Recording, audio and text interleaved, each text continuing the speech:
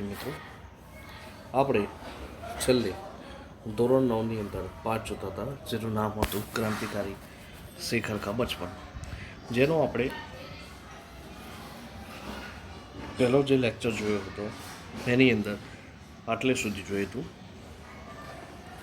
પહેલું પેજ જોયું હતું. હવે એની અંદર આપણે લેખક પરિચય અને પાઠનો થોડો ભાગ આપણે જોયો હતો. હવે આપણે आगर त्याथी वधिए. शेखर के मन में विदेशी मात्र के प्रति घृणा हो गई. उसे देखा कि हमारी नस नस में विदेशी का प्रभुत्व ही नहीं आतंक भरा हुआ है. उसे पुरानी बातें भी याद आई और नई भी. वह देखने लगा. उसे यह भी ध्यान हुआ कि पिता उसे घर में भाइयों से अंग्रेजी में बात करने को कहा करते थे. यह भी कि वह से अंग्रेजी बोलना जानता है, पर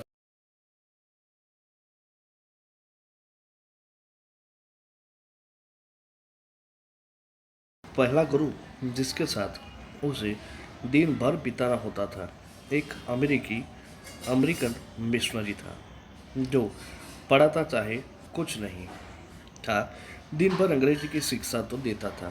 शेखर ने देखा कि यदि मातृभाषा वह है जो हम सबसे पहले सीखते हैं, तब तो अंग्रेजी ही उसकी मातृभाषा है और विदेशी ही उसकी माँ. उसके आत्माभिमान को बहुत सख्त धक्का लगा, जिसे मैं द्रोणित समझता हूँ. उसी विदेशी को माँ कहने को बाध्य हो उसने उसी दिन से बड़े लगन से हिंदी पढ़ना आरंभ किया और चेष्टा से अपनी बातचीत में से अंग्रेजी शब्द निकालने लगा. अपनी आदतों में से विदेशी अभ्यास को दूर करने लगा और अपने हिंदी ज्ञान को प्रमाणित करने के लिए और गांधी के प्रति अपनी श्रद्धा जिसे व्यक्त करने का और कोई साधन उसे प्राप्त नहीं था, प्रकट करने के लिए उसने एक राष्ट्रीय नाटक लिखना आरंभ किया. जीवन में देखे हुए मात्र खेल की स्मृति अभी ताजी थी, इसलिए उसे लिखने में विशेष कठिनाई हुई. प्रस्तावना तो ज्यों की त्यों हथियाली केवल प्रस्तावना तो ज्यों की त्यों ही हथियाली प्रस्तावना तो ज्यों की त्यों ही हथियाली केवल कहीं कुछ मामूली परिवर्तन करना पड़ा. उसके बाद नाटक आरंभ हुआ.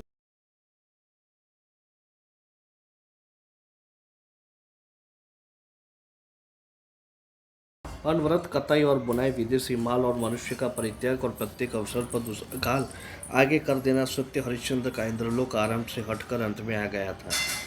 अपने ऊपर शेखर की प्रतिमा द्वारा सूर्यास्त के सुनहरे टापू की छाप लेकर शेखर के नाटक का अंतिम दृश्य था. स्वाधीन और बाधाहीन भारत एक स्थूल आकार प्राप्त स्वप्न. नाटक पूरा हो गया. शेखर ने सुंदर देसी शाही से उसकी प्रतिलिपि तैयार की और उसे अपनी पुस्तकों के नीचे छिपा कर रख दिया. पहले साहित्य प्रयत्न की गति उसे अभी याद थी, इसलिए उसने अपना यह नाटक, यह अमूल्य रत्न किसी को नहीं दिखाया, सरस्वती को भी नहीं. और हर समय जब वह जाता, उसके मन में एक ध्वनि गूंजा करती, मैं शेखर हूँ, एक अपूर्व नाटक का लेखक चंद्रशेखर, और मैंने अकेले ही बिना किसी की सहायता के अपने हाथों से उसका निर्माण किया है. स्वाधीन बाधाहीन भारत के उस चित्र का मैंने. शेखर के पिता एक दिन के दौरे पर जा रहे थे और शेखर साथ था. बाकीपुर स्टेशन पर सामान रखकर पिता और पुत्र वेटिंग रूम के बाहर टहल रहे थे. शेखर कुछ आगे, पिता पीछे पीछे. पास में एक लड़का आया और शेखर की ओर उन्मुख होकर अंग्रेजी में बोला, तुम्हारा नाम क्या है? शेखर ने सिर से पैर तक उसे देखा. लड़का एक अच्छा सा सूट पहने था, सिर पर अंग्रेजी टोपी और उसके स्वर में अहंकार था. शायद वह अपने अंग्रेजी का ज्ञान का परिचय देना चाहता था. शेखर को प्रश्न बुरा और अपमानजनक लगा. उसने उत्तर नहीं दिया. कुछ इसलिए भी नहीं दिया कि पीछे पिता थे और पिता की उपस्थिति में बात करने ते वह झिझकता था.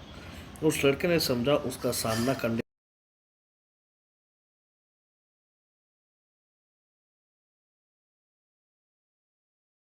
तुम स्कूल में पढ़ते हो. शेखर के पिता वहाँ न होते तो वो प्रश्न का उत्तर चाहे न देता, पर हिंदी में कुछ उत्तर अवश्य देता. उसके मन में यह संदेह उठ भी रहा था कि वह लड़का शायद कोई पाठी दुबरा रहा है. अंग्रेजी इतनी जानता नहीं, पर उसने द्रोणा से उस लड़के की ओर देखा और उत्तर कोई नहीं दिया. पिता के खुद स्वर ने कहा, शायद उस लड़के को जताने के लिए मेरा लड़का अंग्रेजी जानता है। जवाब क्यों नहीं देते? शेखर और भी चिढ़ गया और भी चुप हो गया। वह लड़का मुस्कुरा कर आगे बढ़ गया। पिता ने कहा, इधर आओ। शेखर उनके पीछे पीछे वेटिंग में गया तो पिता ने उसका कान पकड़कर पूछा, जवाब क्यों नहीं दिया? मुंह टूट गया है? तभी ट्रेन आ गई और शेखर कुछ उत्तर देने से या उत्तर न देने की गुस्ताखी करने से बच गया। दूसरे दिन घर पर पिता ने माँ से कहा, हाँ हमारे लड़के सब बुद्धू है, किसी के सामने तो बोल नहीं निकलता। शेखर ने सुन लिया। विद्यार्थी मित्रों, ये था पाठ। अब हम शब्दार्थ की ओर आगे बढ़ेंगे। शैशव माने कि बचपन, बोल बाला माने कि अति प्रसिद्ध, अनुमति माने कि सहमति, अंकुश माने कि नियंत्रण, परित्याग माने कि बहिष्कार, मुंह काला होना माने कि बेइज्जती होना जो कि मुहावरा है, घृणा माने कि नफरत, बाध्य माने कि विवश। तो विद्यार्थी मित्रों, आपको शब्दार्थ, मुहावरे और लेखक परिचय और पाठ का स्वाध्याय अपनी नोटबुक के अंदर लिखना है और अच्छी तरह से पाठ को पढ़ना है और प्रश्नों के उत्तर लिखने हैं।